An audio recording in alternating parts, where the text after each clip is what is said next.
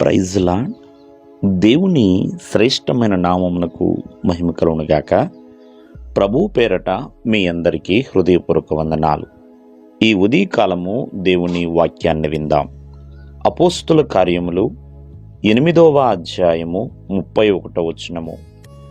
అతడు ఎవడైనను నాకు త్రోవ చూపకుంటే ఎలాగు గ్రహింపగలనని చెప్పి రథమెక్కి తనతో కూర్చుండుమని పిలుపును వేడుకొనెను. ప్రియమైన వల్లరా, ఇక్కడ అతడు అంటే ప్రియమైన వల్లరా ఐథియోపియుడైన నపుంసకుడండి ఇతను. ప్రియమైన వల్లరా, ఇతను దేవుని పట్ల ఎంతో ప్రేమ కలిగిన వాడు, దేవుని లేఖనాల పట్ల ఎంతో ఇష్టత కలిగిన వాడు. ఒక రాణి యొక్క ధనాగారం అంతటికీ కూడా ఇతను ఒక అధికారి.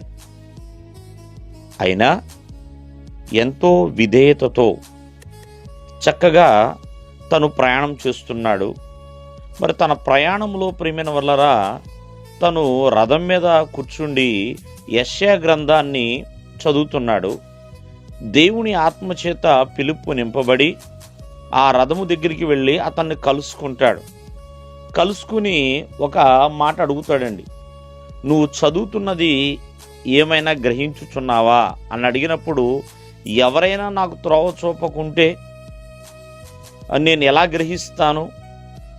తనతో కూర్చున్నామని ఆనాడు పిలుపుని వేడుకుంటాడు. ప్రియమైన వాళ్ళరా, చూడండి, ఇతను అధికారి కదా.